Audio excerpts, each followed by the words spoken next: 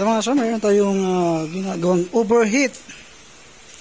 Ngayon, kung gusto niyo malaman kung anong problema ng motor ninyo at nag-overheat siya mga sir, gusto niyo malaman kung ano yung dapat yung gawin or papalitan, pisa, ang una nyong i-check itong takip. Number 1 yan. Para malaman ninyo, kasi itong sa 150 mga sir, madalas or kadalasan sa overheat niya, puro takip. Kaso nga lang, pinagawa na rin kasi ito. Yan. Gasket. Number 1 yan. Yan, ito muna yung gagawin ninyo mga sir. Palitan nyo muna.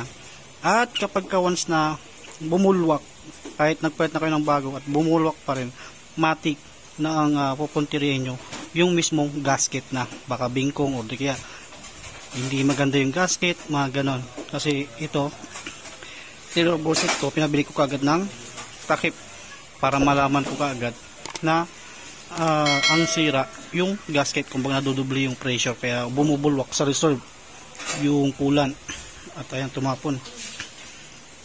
Kapag once na bumulwak, gasket po yon. At ang dinaanan ng pagkabulwak niyan, dito siya dumaan. Yan, sa hose ng reserve. At ito, mararamdaman nyo yung hose na to, masyadong mainit.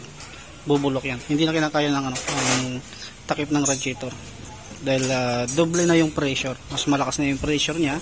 And then, kinakaya ang takip. Itatapon niya dito sa hose na to. Kaya pupuntirin natin yung gasket kagad. Ito. Kailangan natin kalasin to. Kung baka itatap overhaul natin to, gasket lang yung papalitan natin to dito. Bukod doon wala na. Kaya tatanggalin na natin. Tapos mamaya puntirihin natin uli. Napaanda rin. Titignan natin kung bubulok pa rin. Yan, kulat yan na galing dito. Okay, tanggalin natin itong butcho, throttle body, cover, head, saka yung mga sensor. Tapos after na mga gawa, i-reset din natin yan. Okay, tanggalin muna natin. Okay, ito mga sunak, kalasan na natin. At ayan, inuugasan na natin dahil magpapalit tayo ng gasket. At saka yung pan din mga sir, magpapalit din tayo kasi nadurog din. Kaya, ayun, nagkaroon ng komplikasyon na. Ito yung piston, ayan. Tapos yung block natin, yung block saka yung cylinder head, yan, kikinisin nyo yan. Ay, nakinisan na kasi mga sir. Kung napakita sa inyo kanina, BC. At ito, kikinisin nyo rin to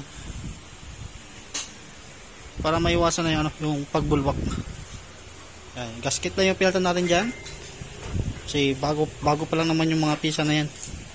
5 months yata. Tapos i-check nyo na din lahat. Yan, okay pa naman. Okay, ito yung may-ari. Hindi pala yan. Version 1 yung motor niyan. Ayan, isa-asalpak mo natin after natin malinisan mo lahat. Saka natin siya papaanda rin uli. Yung radiator niya nagkaroon ng parang gas-gas gawa kasi ng nabawasan yung pan. Ngayon pakita ko sa inyo yung pan mamaya. Nadurog. Kasi nagpabili ako ng pan dahil wala akong stock. Hindi kanya nang butasin yung radiator dahil sa sobrang overheat na mubulwak. Kaya yung head na yan kinalas natin dahil nagpapalit tayo ng bagong gasket. Pati yung pan. Ito na yung bagong gasket natin mga sir. Kapag click 150 yung ginagawa ninyo or yung motor ninyo, dapat code ganyan, T97 T01. At malaki dapat yung butas. Ito yung wag nyo kakalimutan na kung ano yung CC ng motor ninyo, dapat kung ano yung gasket na para sa kanya, yun din ang dapat nyong gamitin para hindi kayo madubli ng gawa o hindi kayo madubli ng gastos dahil baka mamaya iba yung yung may lagay, mag-overheat lang din naman. Kaya dapat ito. At kapag bago yung gasket natin, wag nyo nang lalagyan ng sealant. Mas maganda kung langis lang ilagay nyo, pampahid nyo. In case na magkamali kayo ng pagkakagawa, pwede nyong tanggalin uli nang hindi nasisira ito. Kaya salpakan natin to. Ito. Yan, nalinisan ko na rin yung piston. Parang bago na uli. Tapos saka natin ilalagay na to. Pati yung cylinder head, ilalagay na rin natin. Yan yung gasket mga sir, ilagay ko na. At ilalagay na rin natin yung cylinder head nya. Yan, ito nilagay ko na rin itong sprocket cam chain natin. Hindi pwede kasing mahuli yan.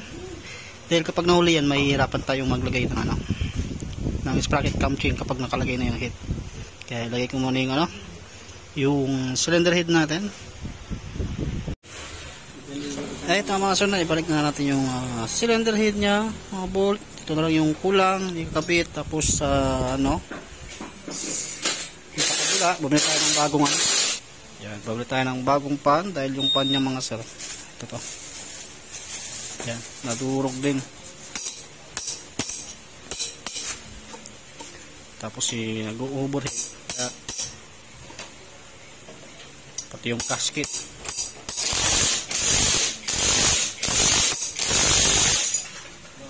Kaya para makaiwas din kayo sa pagkasira ng pan, dapat regular nyo rin pinapacheck yung magneto, linis, stator, linis. Yan. Mga usable parts kasi yan. Okay, balik mo natin lahat. Tapos maya paanda rin natin. Ayan, ibalik na natin. Binubusan na natin ang coolant. Tapos ngayon gagawin natin, papaanda rin natin para sumiksik yung coolant. Nabalik mo lahat ng sensor. Okay, paanda rin natin. Tapos siyempre hindi natin malalaman kaagad pa yan dahil malamig pa yung makina, kung baka hindi pa yan nagsasalculate yung kanyang or hindi pa nagro-rotation yung malamig sa coolant to makina. Kaya initin muna natin. Tapos ibalik mo na yung takip pagka after mong yan, mapuno. Tapos kapag naglalagay kayo ng coolant, mas maganda kung paandarin nyo yan para mawala yung bula-bula or yung hangin, para hindi magkaroon ng overheat yung logo sa panel, para di lumabas.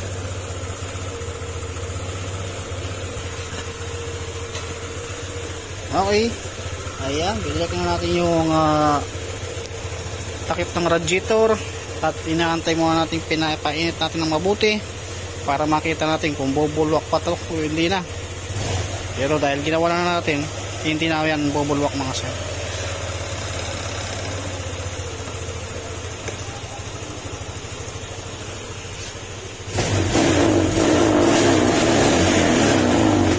Okay, yun narinig nyo mga sir yung tunog na yun sa center stand po yun, dahil nakapatong yan doon sa bakal, kaya nagkakaroon ng vibration at umiingay. Ayan. Hindi po yan sa makina mga sir center stand yan, baka nagbabibrate. Painitin mo natin uli.